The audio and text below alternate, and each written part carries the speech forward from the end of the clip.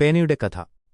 മനുഷ്യൻ തന്റെ ആശയങ്ങളും അറിവും രേഖപ്പെടുത്താൻ തുടങ്ങിയ കാലം മുതലേ പേനയുടെ പ്രാധാന്യം ആരംഭിക്കുന്നു. ഇന്നത്തെ ആധുനിക പേനകളിലേക്ക് എത്തുന്നതിനു മുൻപ് മനുഷ്യൻ പലതരം ഉപകരണങ്ങൾ എഴുതാനായി ഉപയോഗിച്ചിരുന്നു. പ്രാചീന എഴുത്തുപകരണങ്ങൾ. ആദ്യകാലങ്ങളിൽ മനുഷ്യൻ പാറകളിലും ഗുഹകളിലും ചിത്രങ്ങളും അടയാളങ്ങളും വരയ്ക്കാൻ കല്ലുകളും മറ്റു മൂർച്ചയുള്ള വസ്തുക്കളും ഉപയോഗിച്ചു. പിന്നീട് മെസൊപ്പൊട്ടേമിയക്കാർ കളിമൺ ഫലകങ്ങളിൽ എഴുതാൻ കൂർത്ത മുളങ്കമ്പുകൾ ഉപയോഗിച്ചു. ഈജിപ്തുകാർ പാപ്പിറസ് ചുരുളുകളിൽ മഷി ഉപയോഗിച്ച് എഴുതാൻ നാടൻ പേനകൾ, റീഡ് പേനകൾ വികസിപ്പിച്ചു. പക്ഷികളുടെ തൂവലുകൾ, പ്രത്യേകിച്ച് ക്വിൽ പേനകൾ, മധ്യകാലഘട്ടത്തിൽ യൂറോപ്പിൽ വളരെ പ്രചാരത്തിലായി. ആധുനിക പേനയുടെ പിറവി.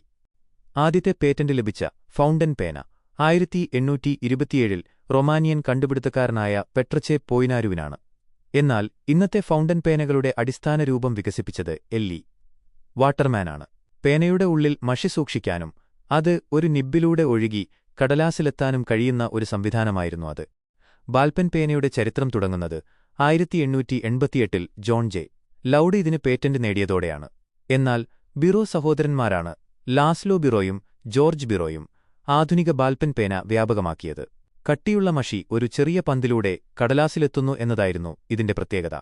ഇത് മഷി ലീക്കാകുന്ന പ്രശ്നം ഒരു പരിധിവരെ ഒഴിവാക്കി. ഫെൽറ്റ് ടിപ്പ് പേനകളും റോളർബോൾ പേനകളും പിന്നീട് രംഗപ്രത്തുവന്നു. ഓരോ പേനയ്ക്കും അതിന്റേതായ സവിശേഷതകളും ഉപയോഗങ്ങളുമുണ്ട്. പേനയുടെ പ്രാധാന്യം. ഇന്ന് കമ്പ്യൂട്ടറുകളും മൊബൈൽ ഫോണുകളും സർവ്വസാധാരണമാണെങ്കിലും പേനയ്ക്ക് അതിന്റേതായ സ്ഥാനമുണ്ട്.